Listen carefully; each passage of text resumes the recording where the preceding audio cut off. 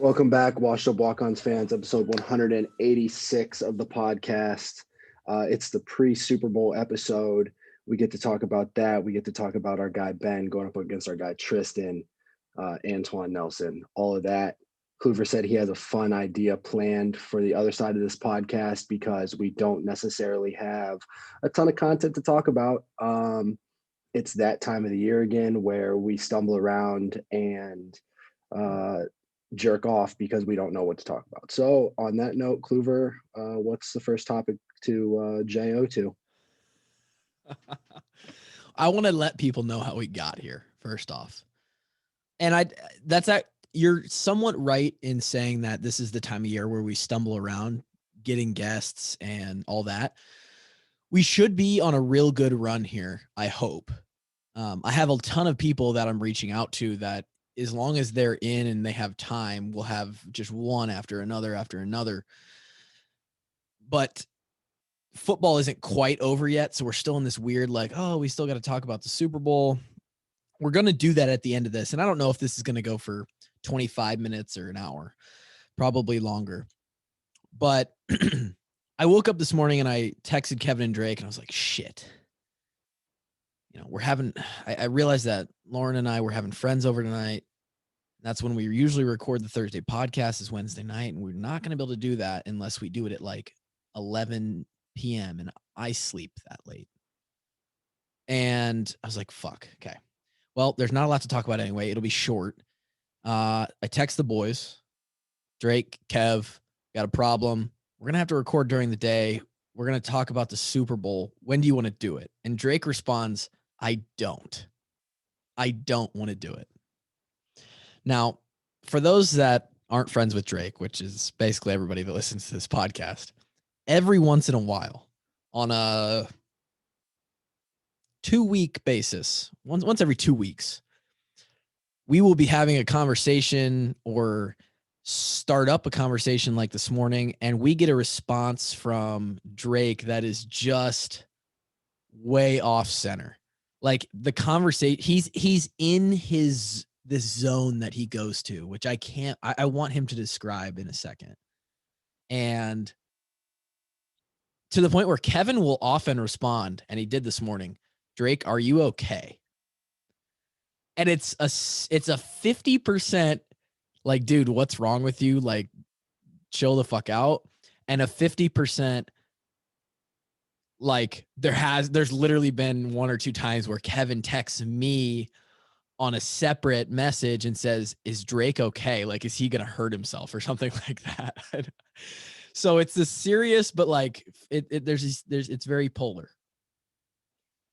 And so I'm like, shit, Drake is not in the mood today. He doesn't want to talk about the Super Bowl. It was 5:30 in the morning in Arizona when I texted you this. And I was like, how are we going to get this done? And then I thought, you know what would be good for the people is if our guest today on the podcast was Drake Kulick. And we interviewed our guy.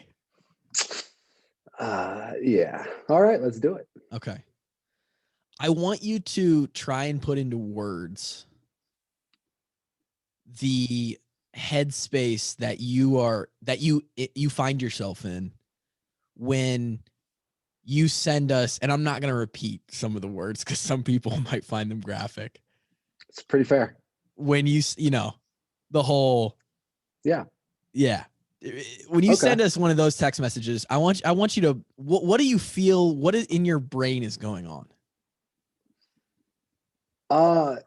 If we're being dead honest, like if this is like we're getting honest here. If this is like the psychology of Drake Kulick episode, it is. We might be dealing with a manic depressant and somebody who is bipolar, legitimately. Yeah.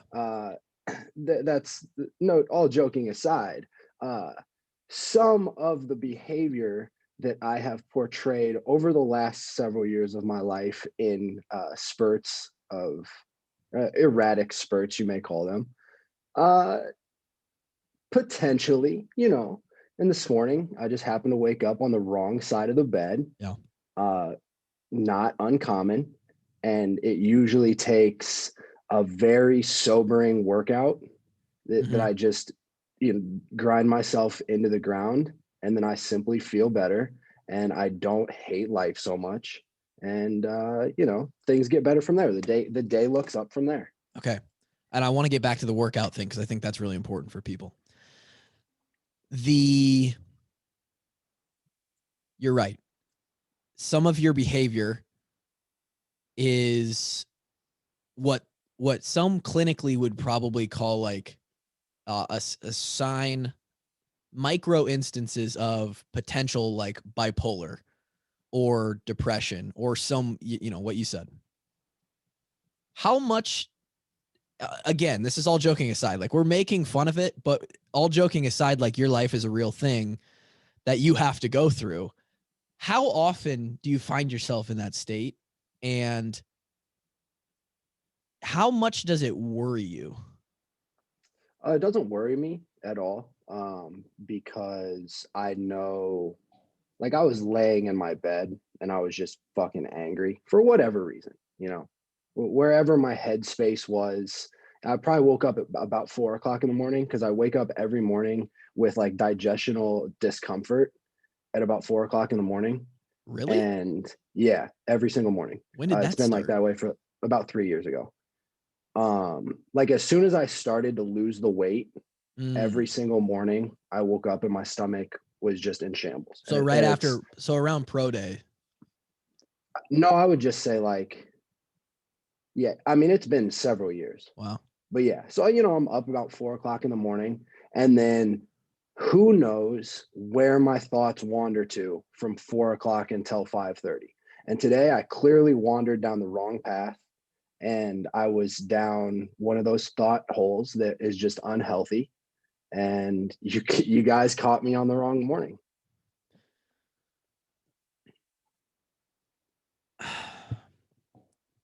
Do you think that this is mostly from playing fullback, or do you think that this, how much do you attribute to fullback? How much do you attribute to your general disposition and just your life all 26 years up until this point? I think about at least 50% of it has to do with life circumstance and just the way that certain moments in my life shaped me cognitively. I would say probably a solid 25% is from, or more, is from potential damage suffered from all of the negative things I've done with my head over the years. Yeah. And then the remaining percent would go into that third category that I actually forget because haha CTE. Okay. Yeah. So this is interesting. It's interesting to me, and it scares me a little bit because I know where you're at on a really small level. We talked about identity after playing with Kevin on an episode that did really well, and we kind of got pretty serious there. I have never been long-term depressed, and I always thought that it was I don't know, maybe something that like people our age didn't really go through, like when we were in college. Sure. I almost feel like I agree. I thought depression was fake when I was in college. Not necessarily fake, but like not as common as I think I'm coming to understand that it is, for a lot of reasons.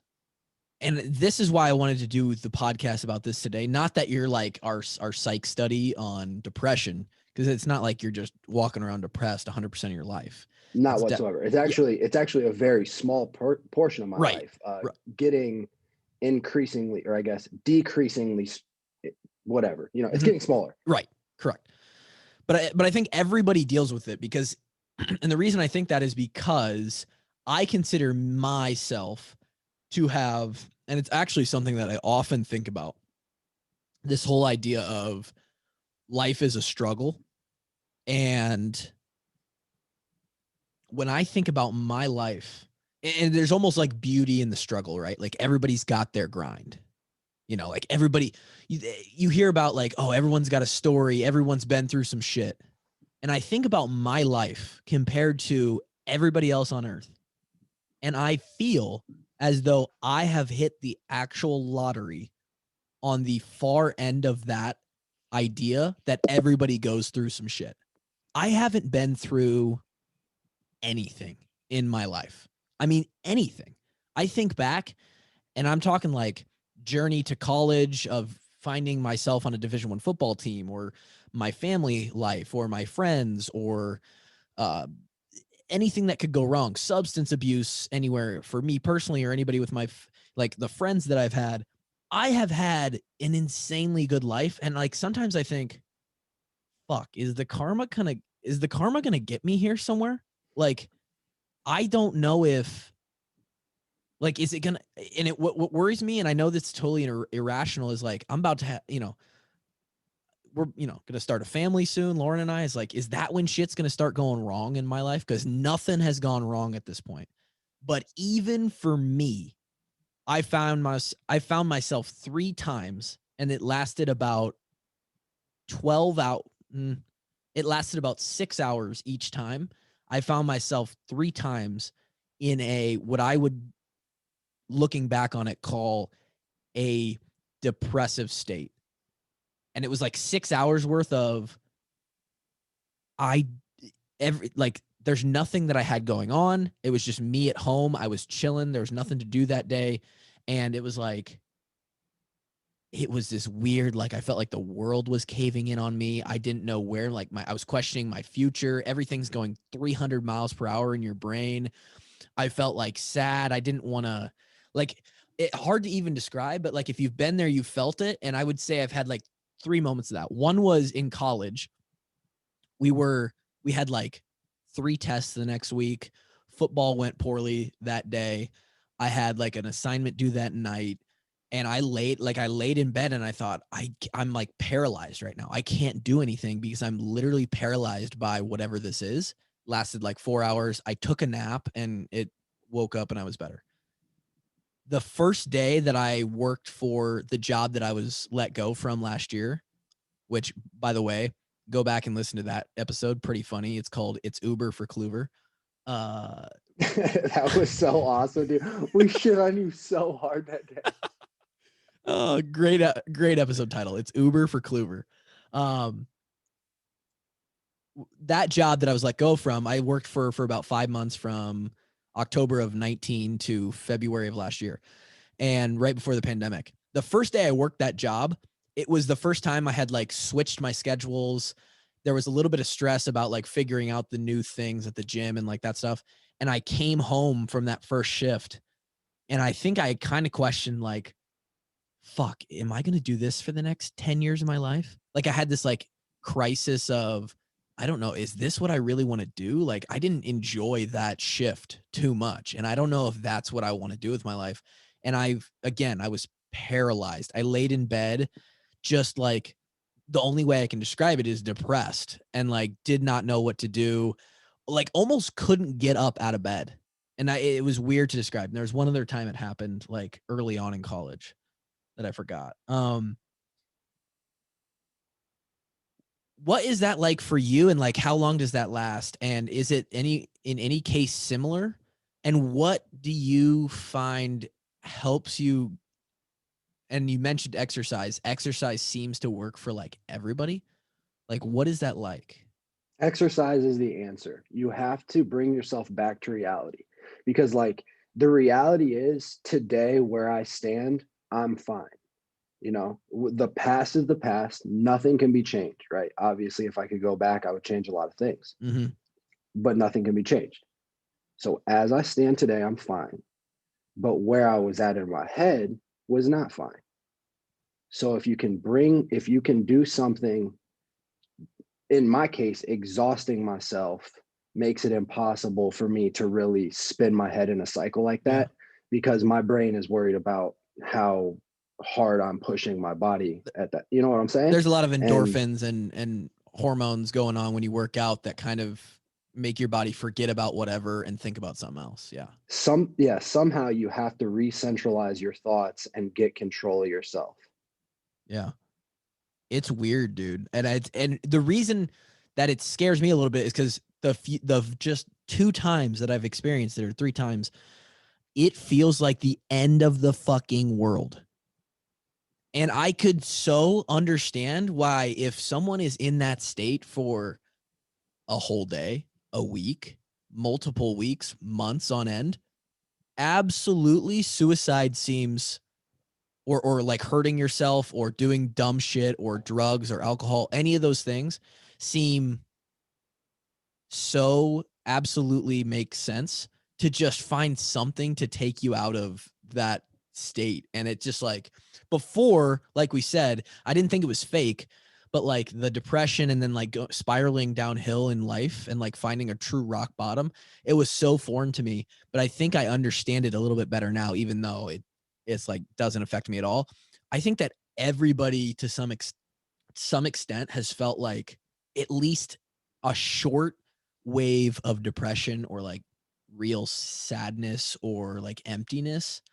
And I'm glad that yours is getting smaller, because obviously between the 3 of us, you are the case study for that. But Yeah, man. Yeah, man, that's crazy. What do you think in light, like, obvious? So back to the whole, everybody's been through some shit. What do you think are some moments that shaped you, positively or negatively, in your Oh past? shit. Uh that could go forever. Like the big ones, big ones. Um so we'll stay away from fit like I don't know. I would say the big one was when my dad was diagnosed as terminally ill. Mm-hmm. So they just like I was 13, they told him he had 6 months to live. Um that that pain shapes you. You know how like you experience pain Yeah. and then it shapes the way you you feel things in the future? Yeah. That certainly did. Um, then a couple of deaths. Um, I would even say breaking my leg was Yeah. a big one because of what the um, the rehab was like, but then also like the whole experience of breaking your leg, and for me realizing like if that's the worst you can do to me, now I'm not afraid of anything type of deal. Yeah. So in a way, that was kind of a way that positively shaped me. But the psychological repercussions of the following year or whatever, however long it Yeah. was probably pretty significant. Physically, because I know you, maybe, I mean, it may be a combination of physical and mental. Do you feel like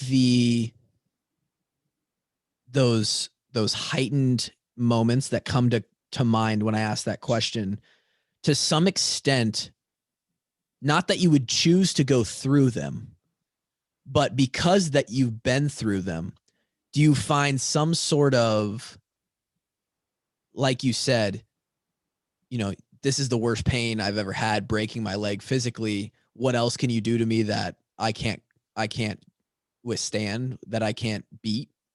Do you find some sort of like pleasure in that, like in a sick way?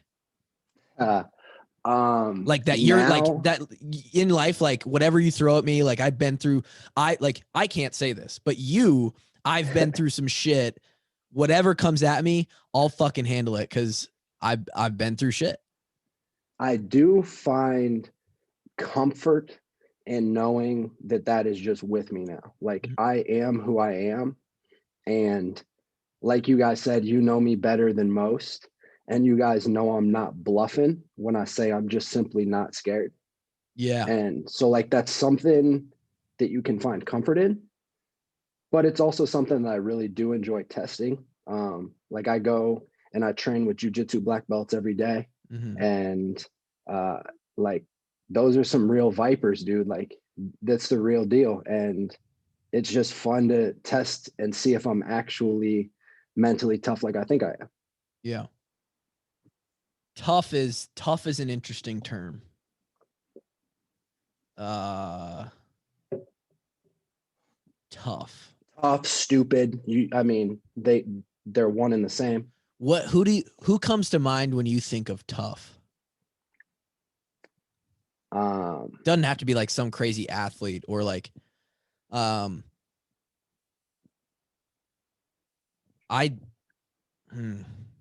Okay. Well, I mean, I can think of a lot of people, but I'll just go with people in our inner circle. I think of Ike as very tough because what Ike had to endure mentally through his career to come out on the back end of it, I think that is incredibly tough because I know what that mental struggle is like. Yeah. I think a guy like Boone Myers is incredibly tough. Who, by the way, is on the short list of people I want to get on here. Awesome. I'm sure he'll do it anytime. Yeah. I don't know why I hadn't asked him before. Right. Again, because of the mental struggle. Because like physical pain is not hard to deal with. It's nothing, it's just right? simply not. Yeah. Yeah. But the mental shit. Yeah. That'll get you. I think I learned toughness through Iowa. All of us did. Not because, well, obviously, but how it happened and by which vehicle we learned it was not the day where you and I thought we were actually going to die. And Lima told us that we couldn't use a wet towel on our neck. And it was 110 degrees on the turf. And I was in every change of direction, there was sweat squirting out the side of my shoe. And they felt like moon boots that weighed 14 pounds. And I was literally crawling across the line. That hurt physically. Right. And like to go through that is tough, but I don't think it's what makes you tough. I think what makes you tough is doing that workout and then knowing that next Friday, you're going to do it again. Yeah. And next Monday, you're going to do prowlers and squat day.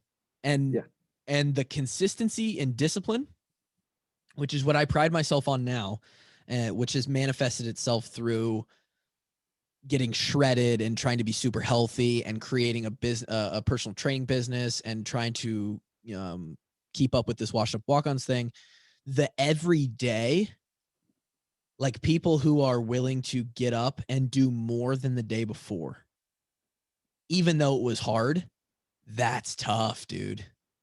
That's tough. And I feel like, and everyone would probably say like, yeah, like I think I get up and, but how many people just go to work every day and they're like, well, whatever I get done, I get done, you know? Like they don't. I think that's why Iowa shaped us, because it was like, okay, you're going to get your ass beat today. You're going 23B all day today. And tomorrow you're waking up and you're coming to the complex. And guess what? You're doing 23B all day again.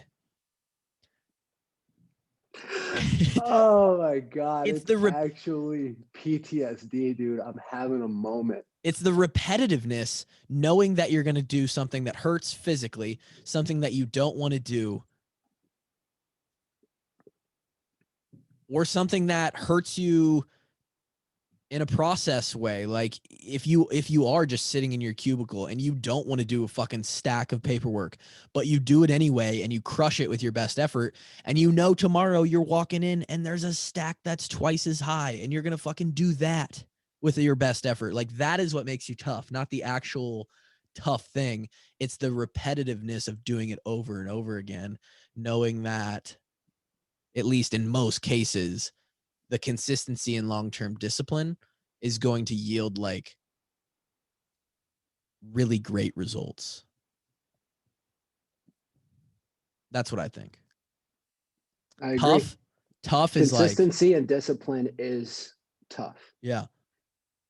That's why like people who go through like cancer, like when I think of my mom, Actually, my mom and your dad would have had cancer at like the same time. Really? Uh, I have my aunt seventh Julie. grade, right? Yeah, I wasn't even going to go into like the cancer because like everybody knows somebody who's incredibly tough about cancer. Like my aunt Julie's had breast cancer like 4 times now, and Dude, she's beat it every time. So like that's insanely tough, and I dude, completely agree. insane. And I didn't even think of it at the time of like, you know, to me, it wasn't that terminal thing. Like my mom, she got sick and she told us, and I was kind of like, okay, like we'll just work through it and, you know, beat it and it's whatever. Like we were in 7th grade. I didn't put a lot of thought into it. And there were probably a lot of days where it was a lot worse than she let on or told anybody. Yeah, for sure. For sure. And like 100%. And I know that because we've talked about it since then, that, and I guarantee it goes through, I mean, it has to go through everybody's head, is like, I'm not going to be here anymore.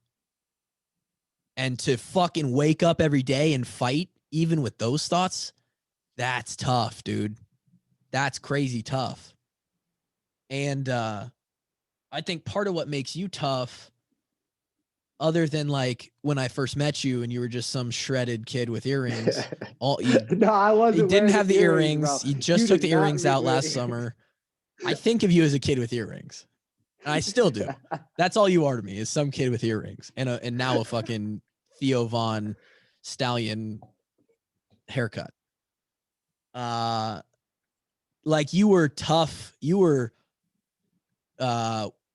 well, in relative to the conversation we just had, you were fake tough. Like I'll beat you up in the streets tough.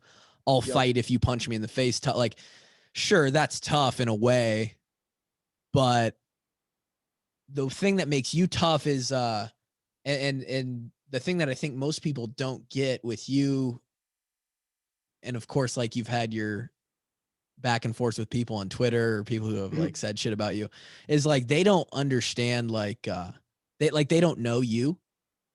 And even to the extent like I don't know everything about you, like all the way back to, you know, I've heard the major chapter titles, but like the deep, you know, only you know you. And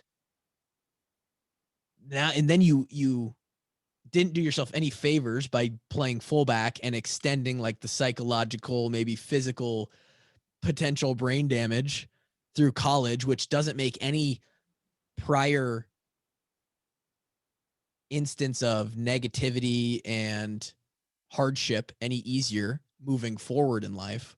And the fact that like you get up every day and you're just like doing your thing, that's like not easy. That's tough. And I think you are right. I think you have definitely found a way to combat that. What do you think is, because of the things that you've been through, how do you think that's affected your approach to every day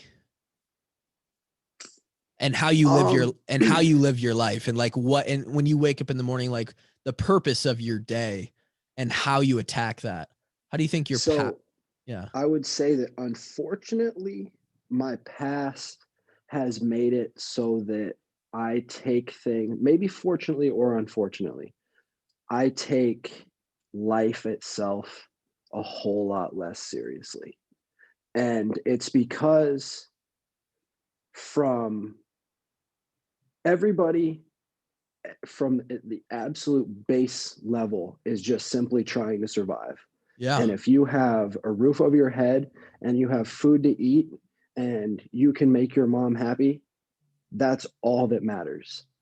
And I can do those 3 things from today till the day I die comfortably. And I'm very fortunate for that. Mm-hmm. But what I can tell you is, from somebody who got the quantum leap in the rat race, the money doesn't buy happiness. Yeah. Money is a completely fraudulent idea that it makes things better to a certain point until you satiate the absolute baseline needs, and then a little bit more for guilty pleasure. Money is nothing, but the things that you put everything into that truly matter to you, like that is what is important in your life. And this is a perspective that I've come to over, many nights of crying over what I can't get back. Yeah. I think money on the bottom end, I actually just talked about this with somebody the other day. If you are on that baseline, like you're talking about, like it does matter to some extent, It absolutely does. Place to live, yep. Food to eat. That's really about it, to be honest. A car to drive. Place to, general base needs. And I think to some extent, the lack of a gap between sustaining those baseline needs and where a person's bank account is at causes so much stress that it makes it feel like, and maybe even it does become a reality, that if you could up that person's bank account to a bottom line that it would never drop below this amount, and then there's a big gap to that amount and what is actually needed to sustain their life, that gap of money would buy happiness, because they would no longer stress about having a place to live, paying rent, buying food. Yep. Right? But then, so essentially my theory is that money can't buy happiness, but it can buy yourself out of unnecessary stress. Absolutely. And what really happens on the back end, so kind of by proxy, money decreases stress, which increases happiness or takes away the cloud of stress that is blocking the happiness, right? Yeah, and that I would say is as long as the things that actually matter to you in your life that you may not realize matter as much as they do while you're chasing the money, as long as those things stay there, mm-hmm. and then you go and get that money, then you feel very happy and everything's good, because now you have comfortability and money, but you also have the things that are actually important. But I promise you, if you have somebody who's chasing money and trying to get themselves out of a bad situation, get them and their people out of a bad situation, and you take the people away that they're trying to help, you take that away, it doesn't matter. There goes all their motivation. Yeah. Because it no longer matters. Yeah, it's not because the money. That pain of what you lost is something that money absolutely can't replace. Right. Yeah. And that is why I have a much different perspective on life than most, is because I simply no longer care about the tangible things whatsoever. This is a stupid question, but what is Drake's purpose in life now when he wakes up in the morning? Is it to find a way to enjoy the day to the fullest?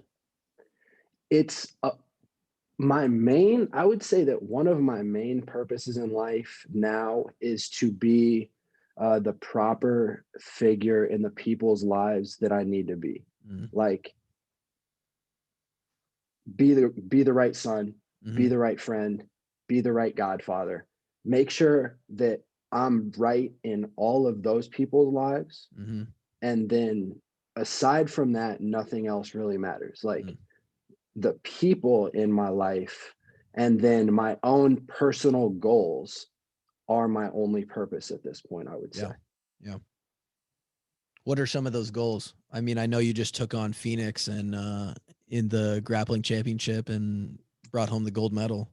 Yeah. Then like I will be a Brazilian jiu-jitsu world champ, and you guys can mark it. I just said it on the podcast.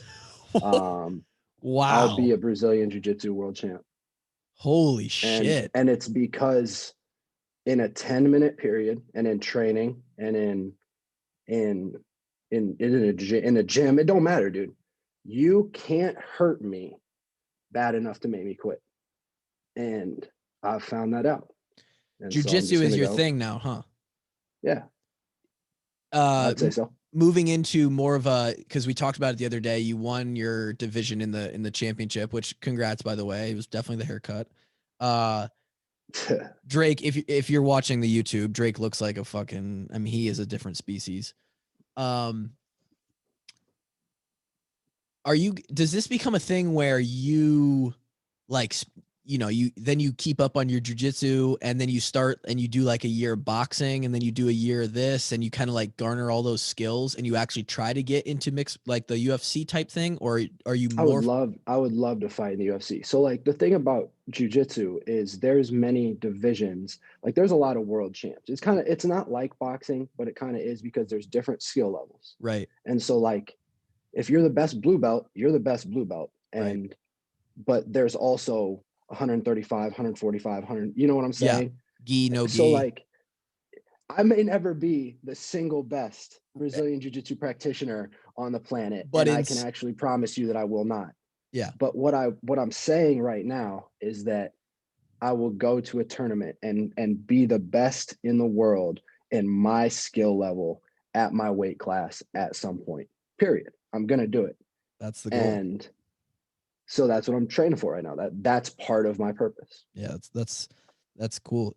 When did you like because I think I might, so the CrossFit games, they changed their dynamic up a little bit and how the structure of the season works.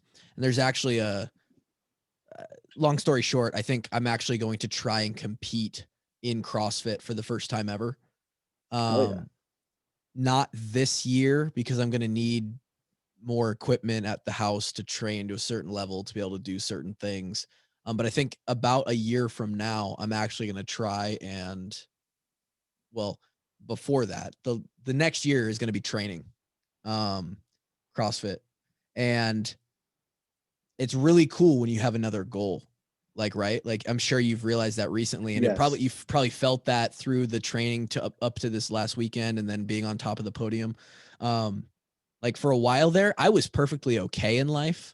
Honestly, the goal was like to create that financial stability. That was the competitive goal for me. Not that we've like created it, although the Benton Street chat, we're in a constant pursuit of all of us being filthy rich. I would say that you have accomplished stability. Yeah, You I have accomplished comfortable stability. Yeah, I definitely have. I want more is what I'm saying. There's still more. Always going to want more. Where was I going? Oh, but I had no physical goal, and right, and like we come from that physical past, so it was awesome because during football it was like, okay, Saturday, that's the goal: win the fucking game, beat Michigan, beat Ohio State, beat Minnesota. If there wasn't a game on the schedule, then it was like, okay, we're in bowl prep. The goal is we're gonna beat this team in the bowl game. Once the season was over, then you had new personal goals for the off season. Lifting numbers, speed numbers, certain playing goals for that next season. And then it was all gone. And we talked about that in the previous podcast. So to have another physical goal, because we're, to be honest, we're alphas when it comes to the majority of humans, right? Like that's who we are physically. We're a combative, sport-based male is kind of who we are. For you to have like a jujitsu goal and then like me to finally decide, like, I think I'm going to pursue the CrossFit thing, at least locally. And then on the national level, like I won't go really far, but I'll at least still be competing to do as best as I can. Man, that feels really good. Feels really good. Life without competition is pointless. Yeah, it's stupid. Cool. I think I have maybe I have one more question, but I think that was pretty good, right? I think that was a decent podcast. I would absolutely agree. And we'd never even talked about the Super Bowl. No, I know. I'm gonna read Kevin's thoughts here, and we can kind of wrap it up. But let's see. So this is the end of an episode where we're going to talk about the Super Bowl quick. Kevin says he likes the Chiefs. He is not going to be betting it though because he has big money on a squares game that him and his buddies are playing, and we can. And then you responded, Yonkers square game is bananas. So essentially, what the squares game is it's looks like a calendar, and on the X and Y axis are numbers 1 through 10 or 1 through 0 through 9, I guess. You get numbers from the side and numbers from the top, and you are one of the squares out in the middle of that calendar. And if your numbers are the home, one axis is home, one axis is away team, and if you get the numbers correctly as the second number in the team's score, both at halftime, let's see, first quarter, halftime, third quarter, and game, you win a shitload of money, and there's a lot of money in this squares game, dude. Like a lot of money. So it goes like this: first quarter winner is 2,500, halftime 5K, third quarter 75, fourth quarter 10 G's. Fuck, dude, that's so much money. And there's a shitload of people in it. There's like 50 people. Yeah, I don't know if anybody bought multiples, but sheesh. Kevin's got square 26, of course. Old 2-6er. So a lot of money going down. Kevin thinks 31-28 Chiefs. Well, that just makes him all the money. I know. That's what I'm saying. Yeah, so that's Kevin's thoughts. He's got the Chiefs. I would love for the outcome to be that Brady and the Bucks win, and then it's kind of like the true passing of the torch. Like, hey, bud, the old bull has one more left in him, and then he rides off into the sunset. He probably still going to play for a couple years, but who knows if they win or get the chance again. And then Patty Mahomes comes back and wins his second or third in the next few years. I don't think that's going to happen, though. Like, if I had to place money, I'm with Kevin here. I don't think I'm betting this, but if I had to place money, it would just be straight up for Chiefs to win. I think the Chiefs out of 10 times they're just better. I don't know what the line is. I'm also not betting it. It feels bad no matter which way I pick it, because picking against a good friend, and like this is the heartbreaking end to the season where we're like, hey, at least one of our friends gets to win a Super Bowl, but then one of our friends also definitely gets his heart broke. Feels bad, man. I would probably, depending on what the line is, I would probably take the points just because I think it's actually that close. Yeah. It's the two teams that I was saying, like, if you put them on paper, the two offenses, they're crazy. Which one's the best? They're both incredible. Which defense is better? I think the Tampa defense is better. That's probably why I would take the points. Just because a defensive Super Bowl battle is definitely possible. We've seen it before. The Broncos won a Super Bowl when Peyton Manning literally tried to hand it over. True. So I don't know, man. I'd probably take the points and the better defense, but I'm not picking either team. I'm just watching it and cheering for the boys. Have you done anything in the past? You and your like roommates and stuff, you all hang out, do a little like spread, little buffets, chips and snacks or anything? Or you just sit down and watch it like every other game? I've actually got a couple of friends in town from Muscatine. They're getting in town here in a couple hours. So cool. We'll do that. That'll be fun. I don't know if we're doing anything either. It's like, it feels right to have like either pizza or wings for me on Super Bowl Sunday. And like I think like 1,000 or just endless honey barbecue wings from Buffalo Wild Wings would be like my perfect scenario. Yeah, we probably won't do anything special either though. It'll be cool. That's it, man. I mean, that's it. And that's probably it for the podcast. I mean, episode 186, shut it down. No. We've got guests lined up, like I said. probably none of them will be as heavy and serious as today was. Hopefully now that the goal here is now that the NFL is all done, all those Hawks that were just in the playoffs, we're going to try and get them on the podcast, talk about this past season. So that's it. Episode 186. Hopefully you didn't cry or anything. You may have, who knows? We are diverse on this podcast. We go all over the place. Yeah.